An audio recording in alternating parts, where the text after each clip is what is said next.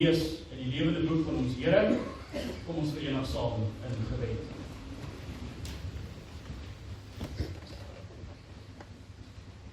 O Here ons God, baie dankie vir die voorreg wat ons het om as gelowiges vanoggend hier by mekaar te kan wees. Om U te ervaar, U te beleef as 'n God teenwoordig met ons, by ons. Maak ons harte bly. Maak ons jubelend. Maak dat ons soos Hiskia net tot die Here nader in gebed en dit weet dat U sal voorsien. En dankie dat ons daardie belydenis mag hê. Dankie dat ons dit kan glo. Maar ook vra ons Here dat U ook deur die woord vanoggend tot elkeen van ons sal spreek. En dat die woord deur die Gees in elkeen van ons sal geopenbaar word. En dat ons elke woord wat gelees word sal glo. En dat elke woord wat gehoor word ons harte sal aanraak en ons bind. Niks en niemand anders nie as ons verlosser en saligmaker, Jesus Christus, die weg, die waarheid en die lewe, die as, waarom die kerk en ons lewens moet dra. Ons vra Here dat U ons rustigheid en 'n kalmte sal gee wat alle verstand te bowe gaan. Ons harte en ons sinne bewaar in Christus Jesus. En dat ons ook in ons gees en in ons geloof versterk sal word. En ook aandag te kan gee aan die sondige natuur van ons wat in ons heers. Dankie dat ons weet, Here, U sal ons nooit in die steek laat nie. Dankie vir hierdie kerk en hierdie tyd. Ons vra Here dat U ons sal help om op U te fokus en U alleen. Ons gedagtes van die wêreld nou vir 'n oomblik aftel. Ook te beleef die Gees in ons harte met die tweesnydende swaard deurboor. In Jesus naam bid ons dit deur die werking van die Heilige Gees. Amen. Ons gaan dan saam lees die einde of die laaste gedeelte van Rigter 6, daar vanaf vers 36. En lees ons vanaf vers 36. Na al hierdie dinge wat gebeur het, wat die Here geopenbaar het, wat ek glo ons almal al baie goed ken. Vers 36, toe het Gideon met God gespreek, as U werklik deur my hand Israel wil verlos, soos U gespreek het, ek sal die wolvlies op die dorsvloer neerlê. As daar net op die vlies dou is, terwyl die grond oral droog is, dan sal ek weet, dat U deur my hand Israel wil verlos, soos U gespreek het. En toe was dit so. Toe hy die volgende môre vroeg opstaan, het hy die vlies uitgebring en die dou uit die vlies uitgedruk, 'n kom vol water. Toe het Gideon met God gespreek, laat die toren nie teen my ontvlam nie, en laat my net hierdie keer mag spreek. Laat my tog net hierdie keer met die vlies 'n proef neem. Laat dit op die vlies alleen droog wees, terwyl daar op die grond oral dou is. En die Here het daardie nag so gedoen, op die vlies alleen was dit droog, maar oral op die grond was daar 'n dou. Tot sover die skriflesing uit die woord van die Here. Ons gaan fokus op daardie hele gedeelte, maar elkeen wat ook hierdie woorde gehoor het, glo dit is die Here God wat ook vanoggend tot U gespreek het. Nou geliefde gemeente van ons Here Jesus Christus, ons ken daardie gevoel wanneer die nag doodstil is. Doodstil. Nie 'n geluid van niks. Maar binne in jou heers daar 'n storm, of dalk selfs 'n oorvloed van storms. Jy lê wakker in die nag, die donkerte begin swaar en swaar te druk op jou bors, en die vraag, die een na die ander, kom in jou gedagtes en in jou hart op. Veral wanneer jy na jou omstandighede kyk, wanneer jy moeg is, wanneer jy nie meer weet hoe nie. Kom daar die vraag na vore, een vir een. Here, is U nog regtig by my? Here, is U nog regtig in beheer? Here, het nie dalk van my vergeet nie. Nie dalk besluit om nie meer na my stem te luister of te hoor wat ek sê nie. Ek glo elkeen van ons ken daardie gevoel, die smaaklike gevoel. Maar nou moet ons onsself indink dat dit is omtrent hoe Gideon se lewe gelyk het elke nag na nag, vrees, twyfel, onsekerheid, bekommernisse. En juist binne in daardie donker tyd gebeur die verhaal van Rigter 6 en Rigter 7 en dan ook veral die gedeelte wat ons saam gelees het. Ja, dalk 'n kort hoeveelheid verse, 'n kort stukkie as ons dit vergelyk met die hele Bybel. Maar tog 'n kort stukkie wat ek glo die harte vandag aanspreek en aanraak. Nou ons spreekvraag wat ons vanoggend aan u stel, is nie 'n vreemde vraag nie. Dis eintlik 'n baie algemene vraag as 'n mens na die Bybel gaan kyk. Reeds daar in Genesis 3 het ons te doen met hierdie gevoel of eienskap van twyfel, daardie onsekerheid of dit werklik so is dat die Here in staat is om te doen wat hy sê. Ons trek daai lyn regdeur tot by Abraham in Genesis 15. Na die Here aan hom beloof het, ek sal vir jou 'n geseënde nageslag gee, 'n nageslag so baie soos die sterre in die hemel en die sandkorrels van die see. Dan gaan hy nog verder deur om hom te beloof 'n beloofde land. En weet jy wat is Abraham se reaksie en antwoord op hierdie goeie wense van die Here? Here, hoe sal ek weet dat ek dit in besit sal neem? Hoe sal ek weet dat ek dit werklik of regtig sal ontvang? Nou, as 'n mens hierdie gedeelte van Gideon lees, dan is dit omtrent dieselfde wat presies hier met Gideon gebeur. Die verskil is net hy vra vir 'n spesifieke teken of 'n bewys van die Here.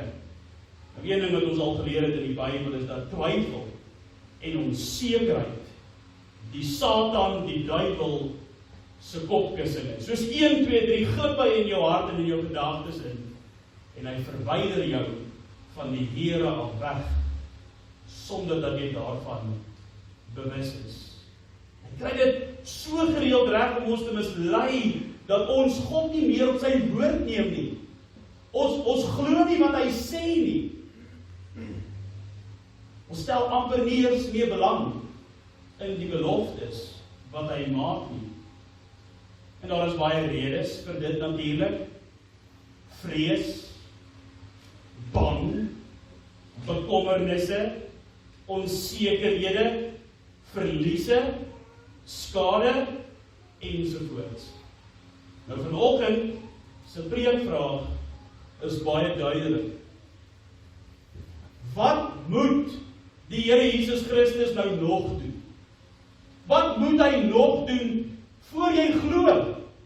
Wat moet hy nog doen voor jy bereid is om jou lewe te wy aan hom? Voor jy bereid is om 'n navolger van hom te wees in lewe en in sterfte. En alles tussenin. Die vraag is eenvoudig, maar tog sny dit die hart middeldeur. Wat moet Jesus Christus nog doen? Kom ons kyk eers 'n bietjie na die konteks van die gedeelte wat ons gelees het. Israel bevind hulle self in baie groot moeilikheid. Vir 7 jaar het die Midianiete alles kom vat. Alles wat hulle besit het, van hulle kom neem. Elke liewe oes, elke skaap of elke bees wat hulle besit het, alles wat goed was, alles wat mooi was, en selfs ook elke bietjie hoop wat hulle aan kon vasklou het. Die Midianiete het alles van hulle af weggeneem. Die mense het as te ware in hulle eie land weggekruip in grotte en in gate. Hulle het soos vlugtelinge in hulle eie land gevoel. En Gideon wat ons baie goed ken, die sterke Gideon, hy word nie in hierdie gedeelte aan ons bekend gestel as hierdie groot, sterk held nie. Hy word nie aan ons bekend gestel as hierdie volksleier nie. Nee, ons ontmoet hom waar hy besig is om daar in die wynpers koring te dors. Klink na 'n algemene praktyk, iets wat hulle daar baie gedoen het. Dat nie die rede waarom hy dit gedoen het nie, hy het dit gedoen, want hy wou so vinnig as moontlik hierdie koring gedors kry, dat hy dit kan wegsteek, want hy is bang. Hy wil nie gesien word nie, hy wil nie gehoor word nie, hy doen baie van die dinge in die nag. Stilletjies. Bang. Hy het 'n vrees vir hierdie Midianiete. Hy is bang vir môre en oormôre en die tyd wat voorlê. Hy is bang vir alles. Ons sien dit ook daar, waar hy sy vader se balbeeld moes gebreek het in die heilige boom, afgesny het, hy het eerder in die nag gedoen. Klink nie soos 'n held nie, klink nie soos ons volkshelde wat ons ken, kan opdoen nie. Hy het dit so gedoen dat niemand hom kan sien nie, want anders vang hulle hom. Dis Gideon. Dis wie hy is. En binne hierdie omstandighede kom die engel van die Here na Gideon toe, en die Here sê vir hom deur die engel, die Here is met jou dapper held. Die Here is met jou, hierdie bang man, jou dapper held. En Gideon kon dit nie glo nie, hy kon God nie op sy woord neem nie, hy voel te klein en te swak, want die Here noem hom dapper. Hoekom gebeur dit so? Want Gideon kyk na die vyand, maar God kyk na die oorwinning. Gideon kyk na die uitdagings, en God fokus op die uitkoms. Gideon fokus op die probleme, maar God fokus op die oplossings. En reg deur die Bybel trek God 'n goue lyn in die volk van Israel van die Ou Testament. Die baie bekende Jeremia 29 vers 11 wat ons goed ken en dan vasklou. Ek weet watter gedagtes ek in gaande julle koester, sê die Here, gedagtes van vrede nie, onheil nie, want ek wil vir julle 'n hoopvolle toekoms hê. Die Here weet waarmee hy met hulle op pad is. Maar die volk is in ballingskap. Ons ken die gedeelte waar die Here in Jesaja sê, my wee is nie jou wee nie, en vertrou my, dat my wee tog volmaak is. Maar binne hierdie omstandighede, ten spyte van die engel wat hierdie openbaring gee, vra Gideon eerlik en seer, klink amper soos 'n gebroke man, as die Here by ons is, as die Here hier met ons is, hoekom gaan dit dan so sleg? Hoekom gaan dit dan so moeilik? As die Here werklik by ons is, hoekom gaan dit so sleg? As hy in beheer is, hoekom is daar soveel moeite?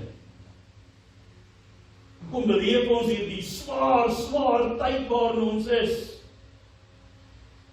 As hy ons lief het, Here, waarom verander hy nie ons lot nie? Waarom maak jy dit nie beter nie? Die Bybelse goue drade skiet wyd en diep vanoggend, want die hele boek van Jesaja gaan presies oor hierdie vraag wat gestel word. Baie jare later, o Here, ons is dan die heilige volk, ons is u kinders. Het u van ons vergeet, het u die rug op ons gedraai, stel u nie meer belang in ons nie, het u beheer verloor. Die hele boek Jesaja val daar vanaf vers hoofstuk 40 of verder. Troos die Here ons, dat hy God is, en dat hy in beheer is, en in beheer sal bly. Maar wanneer ons na Gideon se omstandighede kyk, dan kan ons baie maklik en baie eenvoudig in ons geestesoog sien hoe swaar hierdie man trek, want ons kan dit baie maklik na onsself toe trek, en baie maklik is dit deel van ons lewens. Dit is dalk nou deel van die lewe, binne hierdie droë tydperk. Swaar, worsteling in die hart. Al wat Gideon sien en beleef, is 'n baie moeilike prentjie voor hom. Gideon klink soos 'n man wat pyn het in sy hart. Ja, hy is lief vir die Here, maar hy verstaan. Dit is my so mooi in hierdie gedeelte, God word nie kwaad nie, God kom beloof aan hom. Ek sal by jou wees, ek sal met jou wees, maar dan vra Gideon 'n teken, net 'n teken. Die eerste teken kan ons dit noem, toe hy besig was om te offer, hier sal dit moet gaan oplees. En uit 'n rots uit stuur die Here vuur, wat daar die hele offer totaal en al verteer. En 'n mens sou kon dink dat dit genoeg was. Gideon, jy moet nie so maak nie, maar dis daarom genoeg. Die reaksie van God is groot genoeg. Maar Gideon se hart was nog bang geweest, nog onseker geweest. Sy fokus op die vyande sekerlik nog te veel geweest.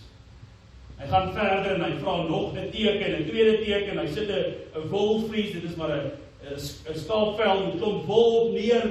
En eers vra Gideon as teken, Here, gaan hierdie wolvlies daar buite sit en môreoggend as ek wakker word, moet daar dou op die wolvlies wees, want die grond rondom moet droog wees. En Gideon, God doen presies dit, hy gee vir Gideon die teken. So 'n duidelike teken dat daar omtrent 3 liter water uit hierdie wolvlies uitkom, soos wat hy dit gebring en gedruk en gevou het en daardie water uitgekry het. 'n bak vol water, 'n kom vol water, sê die woord van die Here. Gideon, dit moet sekerlik genoeg wees, maar nee. Wat doen Gideon? Hy vra nog 'n teken. Nog 'n teken. Maar hy weet, hy is besig om die Here kwaad te maak en daarom sê hy, Here, moet nie u toorn oor my ontvlam nie, moet nie vir my kwaad wees nie, maar gun my tog 'n geleentheid om die volgende vir u te sê. Net nog 'n keer. Nou vra hy dat die wolvlies sal droog wees, maar die grond rondom hierdie wolvlies moet nat wees. God doen presies net dit. As ons na hierdie gedeelte van Gideon kyk, dan sien ons een ding baie duidelik raak, en dit is ons eie harte in Gideon se borskas. Ons sien onsself raak in die verhaal van Gideon. Vol twyfel, vol vrees, vol onsekerheid, selfs al praat God met ons so duidelik uit sy woord uit. Kom ons wees eerlik, ons ken daardie gevoelens, ons ken dit baie goed, dalk beleef ons dit ook selfs vanoggend. Daardie oomblikke wanneer jy selfs tussen baie mense baie alleen voel. Daai oomblik wat jy dalk alleen in jou kar sit en op pad huis toe ry en gesprek tree met die Here, laat nag in jou bed wanneer jy swaar op jou borskas druk, dalk by die oopgraf van 'n geliefde of langs die bed van 'n geliefde met 'n baie ernstige lewensgevaarlike diagnose. Maar dalk ook daar waar jy tussen jou vee stap, of selfs daar tussen jou droë lande, agter 'n besigheidstoonbank, of selfs voor 'n teller by die bank. Ons kan voorbeelde noem, geliefdes, dis legio, dit spreek elkeen van ons vandag aan. En dalk fluister daar 'n klein stemmetjie in jou hart. Dalk wil jy dit nie vir ons sê nie, of dalk is jy nie iemand wat dit met ons gaan deel nie, maar daai binnekamer van jou self wees, is daar altyd so 'n stemmetjie. En dalk fluister daai stemmetjie ook vir jou gereeld, Here, het U my regtig lief? As U my regtig lief het, Here, help my asseblief, groot asseblief, gee asseblief vir my uitkoms, ek soek net 'n bewys, 'n klein druppel genade, dis al wat ek vra. Jy sit met trane in jou oë en jy sê, Here, as U daar is, ek is op breekpunt, ek is hier by die afgrond, ek weet nie meer wat ek kan doen nie, maar as U daar is, as U my hoor, wys net vir my iets, gee net vir my 'n teken dat ek nie alleen is nie, dat U my nie vergeet het nie, en dat U nie vir my kwaad is nie. Maar ja, ons sê so gereeld, as iemand vir jou vra, het Jesus genoeg gedoen, glo ek die hele gemeente sal jy eenparig antwoord, ja, hy het genoeg gedoen. Hy het genoeg gedoen. Christus Jesus is genoeg. Sal ons hart skree, sag, iets anders. Nog net iets. Here, nog net 'n klein teken as bewysie en dis al, dan sal ek met totale oorgawe U volg, en U dien, en U prys, en U loof, en U aanbid. Ons kyk na ons eie Midianiete, ons eie probleme en uitdagings, ja, die skuld wat opstapel, die eensaamheid wat seermaak, die diagnose wat jou asem wegslaan, die stilte in die huis wat daar vroeër lag was, en ons vergeet so maklik. Daai kruispad van ellende en mis, verlies, skade en seer. Ons vergeet, kry dit soms nie reg om ons oë op Jesus Christus gerig en gefokus te hou.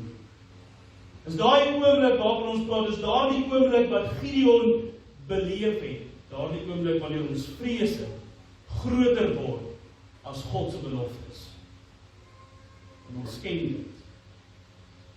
Daar waar ons twyfel, harder met ons praat as 'n lewende God wat sê, ek is met jou en ek is by jou en my stok en my staf vertroos jou en ek dra jou, jy kan jou oë opslaan na die berge en jy kan weet, ek sal vir jou hulp gee, ek sal vir jou uitkoms gee, ek sal jou ondersteun, ek sal jou dra.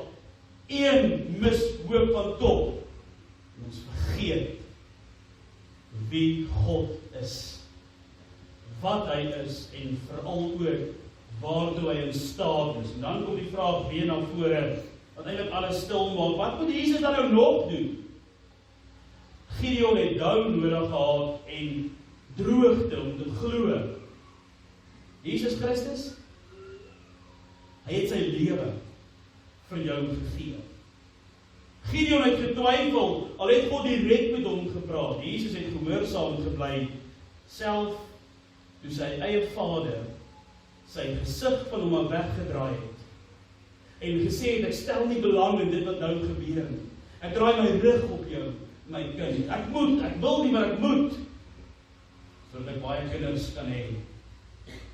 En Getsemane het sy sweet soos bloeddruppels op die grond geval, die een na die ander. Nie omdat hy twyfel nie, maar omdat hy jou sonde, my sonde, alles optel en dra. Aan die kruis word hy alleen gelaat, sodat jy nooit weer alleenheid sal beleef, die tydelike reg deur tot in die ewige nie. Hy word deurboor sodat jy heel gemaak kan word, en dan gaan hy verder, Jesus Christus aan die kruis, en hy roep uit, dit is volbring. Dit is volbring, finaal afgehandel, genoegsaam, tot op die laaste punt toe uitgesorteer. Hy hang nie daar aan die kruis en sê vir ons, ek het probeer, ons is dan amper klaar nie, of net al so een tekenkie, of net nog iets wat ek moet doen nie. Hy sê vir jou vanoggend, dit is volbring. Genoegsaam. Here Jesus Christus, die Seun van God, het alles gegee. Hy het sy tyd gegee, hy het sy woorde gegee, hy het sy liggaam gegee, hy het sy asem gegee, en hy het niks teruggehou. Nie 'n druppel vir homself nie, niks nie. Hy het alles gegee, net vir jou. Dis wat hierdie gedeelte van Gideon ons leer. Waar fokus jy? Ons is veronderstel om na hom te kyk, op hom te fokus. Nou daardie man wat jou lief gehad het, toe jy 'n vyand was. Jy nie van my verwag om vir my vyande te bid en vir hulle lief te wees nie. Maar Jesus het dit met jou gedoen, en hy doen dit elke dag met jou. Pleitend, smeekend voor die Vadertroon, jou naam en my naam. 'n wonderlike voorreg is dit nie om te besef, met wie is ons hier besig nie. Ons moet kyk na die een wat agter ons aanloop, terwyl ons rug op hom draai. Ons moet fokus op die een wat ten spyte van jou bevlektheid met sulke arms vanoggend staan en sê, kom na my toe, ek sal jou nie begewe en jou nie verlaat. Kom na my toe en ek sal vir jou rus gee. Nie slaaprus nie, sielsrus wat ook 'n goddelike vrede is. En daarom wil ek hierdie vraag vanoggend aan die persoonlik stel. Vader, en ek wil hê U moet dit graag antwoord. En Jesus Christus vir jou genoeg gedoen. Het hy vir jou genoeg gedoen. Tot op hierdie dag, op hierdie oomblik waar ons in die kerk is vanoggend, het hy vir jou genoeg gedoen. Kan jy met eerlikheid bely dat dit is hoe jy lewe en hoe jou lewe lyk, Jesus vir jou genoeg is. Ek hoop nie daar is een van ons wat vanoggend sal antwoord, nee. Ek wag nog vir 'n teken. Ek wag nog vir 'n bewys. Ek wag nog vir 'n antwoord. En dan as ek kry waarvoor ek vra, dan sal ek dit dalk miskien 'n kans gee om voluit en eindtyd vir Jesus te lewe. Ek hoop nie daar is een van u vanoggend en as dit vanoggend in die hart druk, fokus die oë op die Here Jesus Christus en mag die Heilige Gees u ook lei. Mag die Heilige Gees elkeen van ons lei om vanoggend te antwoord, ja, 1000-mal ja, die Here Jesus Christus is genoeg. Al het ek niks nie, al word alles van my al weggevat nie, dit maak nie saak nie, ek begeer niks op aarde nie, Jesus is genoeg. Wonderlik sal dit nie wees om dit jou persoonlike geloofsbelijdenis te maak. Maar kom ons wees ook eerlik met mekaar. Here Jesus Christus hoef homself nie te bewys nie. Hoef nie vir ons 'n teken te gee nie. Hoef nie vir ons 'n oomblik of 'n gevoel te gee nie. As jy bloot net besef, soos die woord aan ons openbaar wie hy is dit reeds genoeg. So nie dalk waar ons fout lê nie. Ons ken hom nie goed genoeg nie. En daarom is hy nie dalk vir ons goed genoeg nie. Here Jesus is genoeg vir jou, vir my, vir altyd. En dit bring ons by ons laaste punt, hier by die nagmaal. Hier sit ons hopelik vanoggend, ek bid regtig so dat dit so sal wees, dat nie een van ons hier vanoggend sy wolvleesie saamgebring het. En dis hier, ek gee nou 'n kans, hier nou 'n kans om jouself te bewys. Ek hoop die wolvleesies is weggebere en verbrand en tot as toe verniet. Ek hoop werklik so. Ons hier besig met God en God se dinge. En hier vanoggend gee die Here Jesus self vir ons die tekens. Die brood, die liggaam wat vir jou gebreek is en die wyn, sy bloed wat vir jou gestort is. Wanneer jy die brood vat en dit breek, dan moet jy hom hoor sê, daardie selfde stemmetjie wat jou dan twyfel en die stemmetjie van onsekerheid en die stemmetjie wat jou nie ooit laat in oortuiging lewe met God nie, laat daai stemmetjie vanoggend vir jou sê,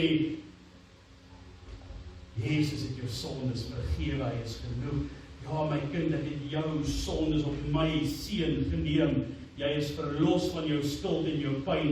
En wanneer jy die wyn drink en dit proe, dan moet jy dit voel.